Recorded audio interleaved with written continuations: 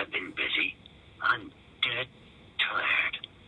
I'm traveling to the Big Apple, seeing the sights and visiting old friends.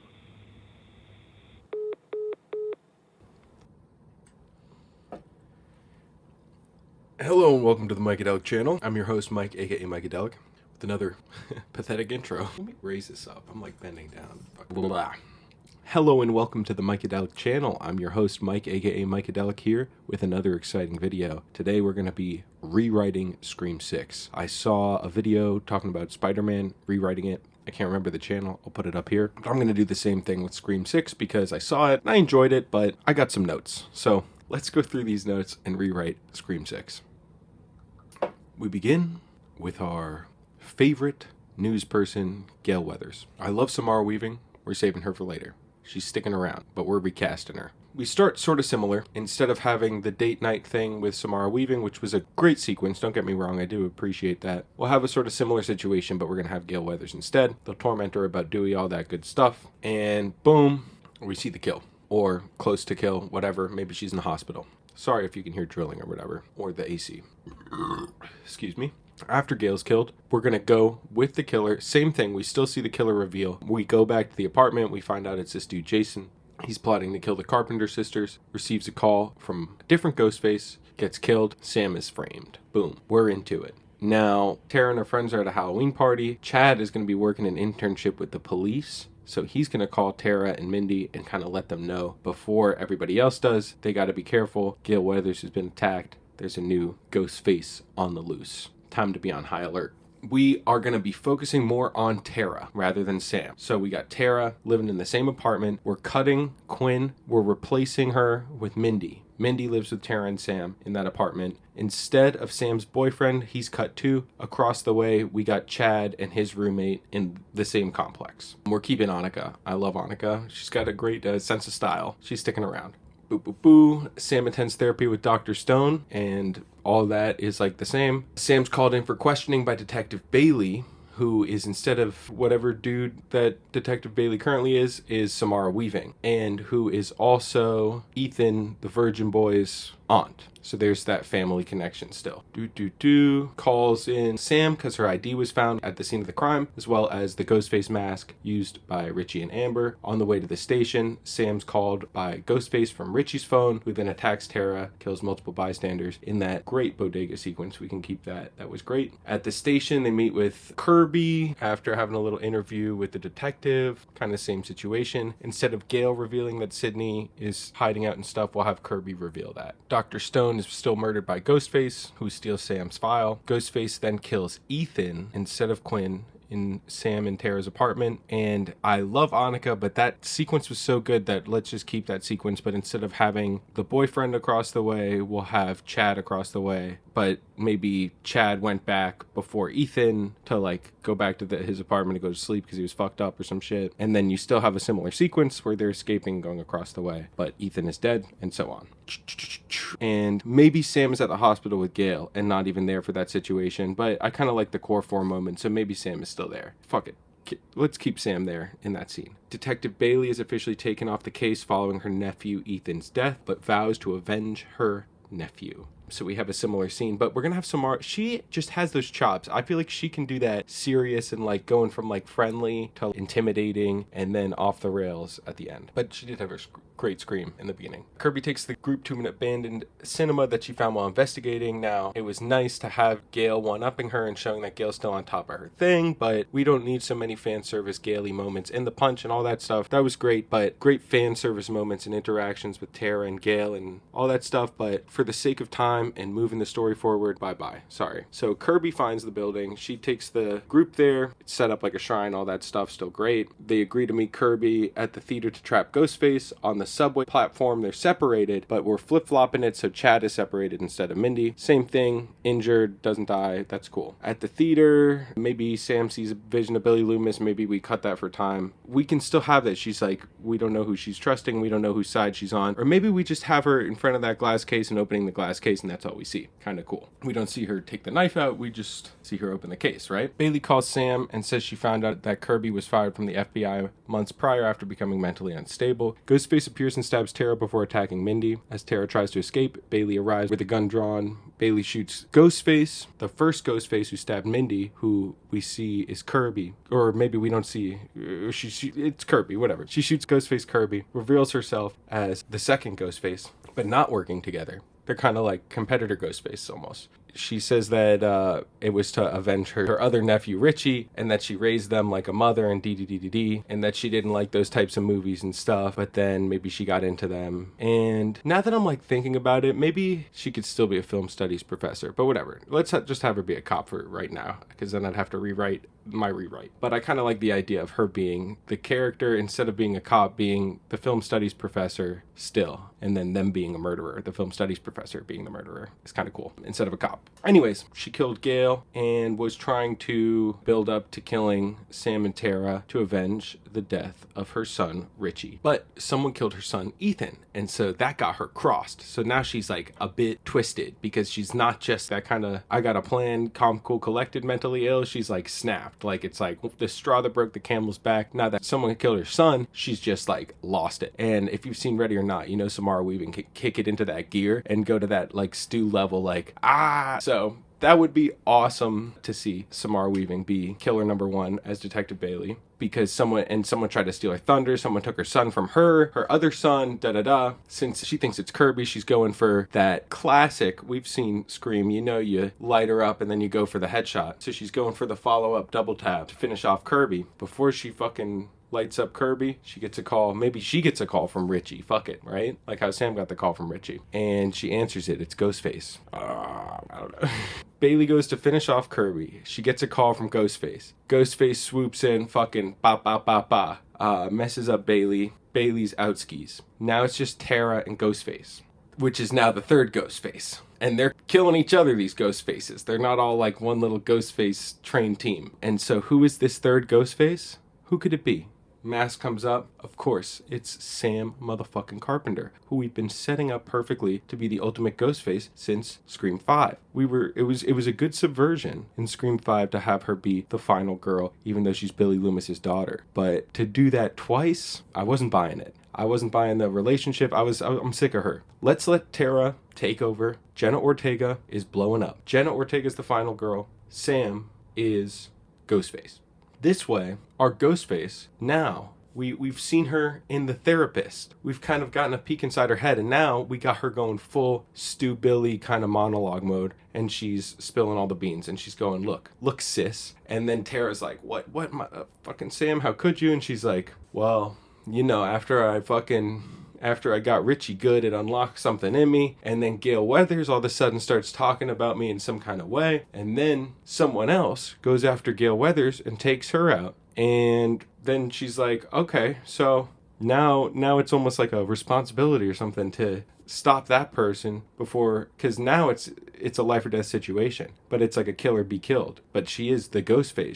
She's like a Ghostface hunting another Ghostface who's not a final girl. So it's like this is just a more interesting kind of plot and motivation, and like game of cat and mouse that's kind of happening in the background with the Ghostfaces. And maybe she's even American Psycho shit where she just like killed people like in the park and shit, not even as Ghostface. Who knows? If we really want to get twisted. But once film student Gabe died, she knew she had a cover person, and she also knew she had someone who's coming for her. Next thing you know, the FBI is involved, and she's interviewed by Kirby and stuff. And she, because it's kind of like that real recognize real thing, when she's being interviewed by Kirby and stuff, maybe she can kind of start to tell, if not that Detective Bailey is in on it, that Kirby is in on it. And maybe her and Kirby kind of have this connection because they're both survivors. They both have been through it. They both have met Nev Campbell. They both have met Courtney Cox, and they both were in, Scream requels or whatever. They could even have a little bit of a Stu and Billy sort of situation where genuinely Kirby was deranged and left the FBI and maybe wasn't getting respected or maybe wasn't getting paid enough. And so kind of like she said, she's like, I had to become the monster that I was afraid of. She did that in a more literal way, as did Sam in a way. She kind of became that monster and like took the power back in a way. So I think that's a bit more of an interesting motivation than revenge for Richie, because you still get that revenge for Richie with Detective Bailey, but then we're combining it with the more complex motivations of Sam and Kirby. Now they're kind of like, the three ghost faces are not all one team, but they're working against each other and all out for themselves, which they always end up being by the end, right? Where they're kind of like killing each other and trying to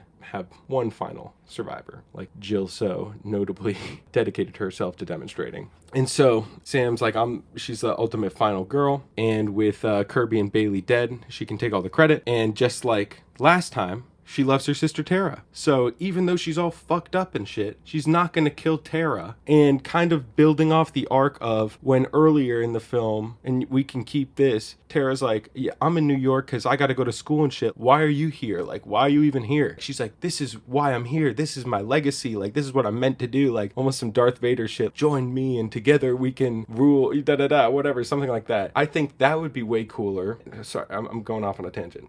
Darth Vader shit. And Tara's like, you're my sister. How can you be a killer? How can you be like that? Sam's like, I love you. Like, let's do this together. Let's kill Kirby together and be the Ghostface sisters, be the lone survivors. Trust no bitch. And so she gives her like one of the knives, like the billing knife and the mask or whatever. Tara takes the knife. She looks at Kirby. Maybe she like puts the knife to her throat or something, and then she like turns and boom, gets Sam and like chops her thumb off or something, so she can't be doing stabbing. She doesn't go for like something in the heart, like she's trying to kill her, because it's her sister. She still loves her, and she's not a murderer, so she's not gonna go da da da da da da da da. I'm sorry, sister. That's in character for Sam. But Tara, I feel like would be like, boop, off goes a fingy, messes her up in a way that incapacitates her, but doesn't kill her, and so she's like kind of all fucked up, and Kirby's still fucked up too, and maybe then they have like a tender little moment where Sam's like kind of like losing consciousness. She doesn't die, but she's like, we could have done it. Like we could have done something amazing. Like we could have been blah, blah, blah, like something like that, you know? And then Kirby gets her little moment, but in reverse. Instead of having Kirby push the TV onto Ethan, who already had his second death because he was stabbed by Sam and then stabbed by Tara and then had the TV on him. What? Instead, he's like been dead, and we'll have the double tap from Kirby or Detective Bailey. But if Detective Bailey really got fucked up, then you can have Kirby get crushed by the TV, and it's Mindy pushing the TV because Mindy is the pop culture person. So Mindy should be pushing the TV. And onto Kirby would just be poetic because Kirby's also like kind of the pop culture nerd, but this time she's the killer. So the pop culture killer getting killed by the TV by Mindy, poetic justice. Come on. And it makes way more sense than that kind of unnecessary fan servicey moment that they have with Kirby doing the TV. So Sam's incapacitated, Kirby's incapacitated, Detective Bailey's incapacitated. All of our Scream killers have been incapacitated. The ambulance is rolling in. We're looking outside at the sunset.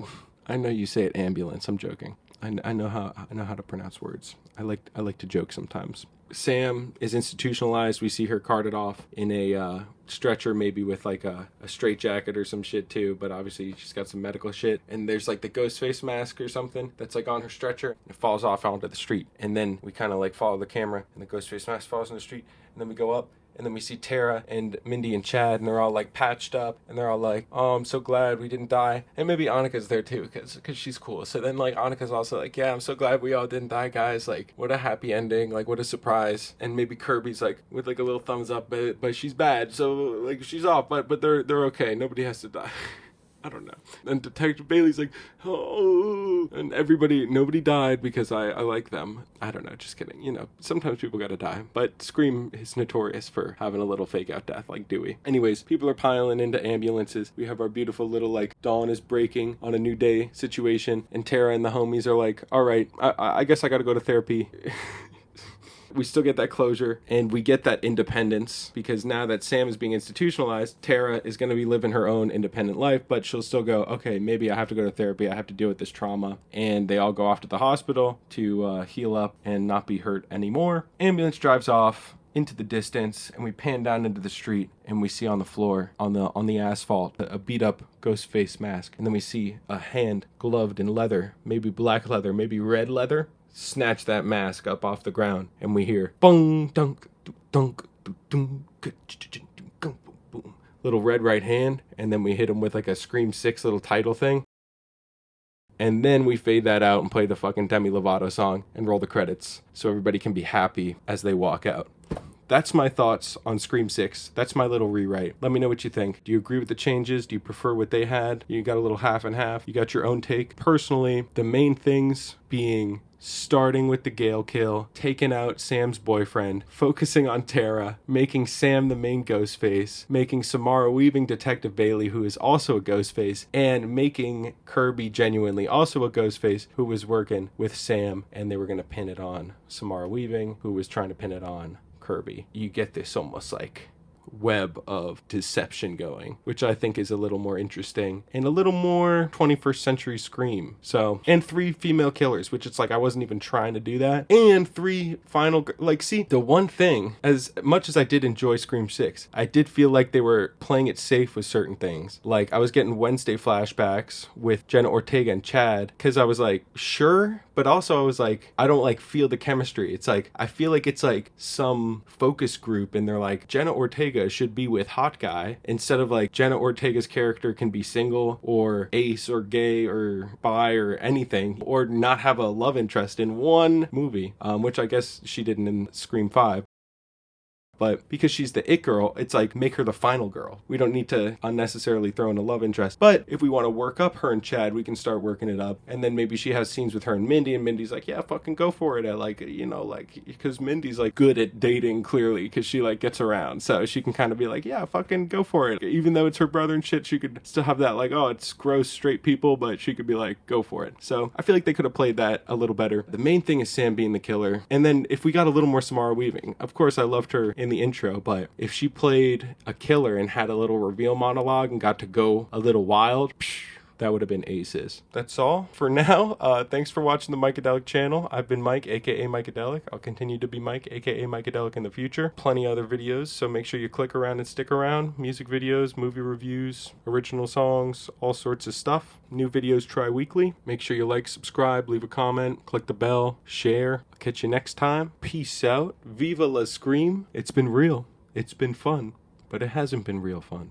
Just kidding. It's been real fun. I'm out of here. Thanks for watching. Peace and love and kindness and happiness. We're all just drops of water in an everlasting sea. Mykeadelic out. All right. Scream 6. Rewrite. Oh yeah. Thanks again to that channel that rewrote Spider-Man, because that was inspiring and gave me the idea to do this. So credit where it's due. Peace. Oh yeah. And also shout outs to Haunted Hippie and her Scream series, which got me kind of jazzed about this, and Royal Horror with his Scream comparison to Urban Legend, which also got me kind of jazzed about thinking of making Scream content in a little bit of a different way. So here it is. A little bit of a different way of looking at Scream. Peace. Bye.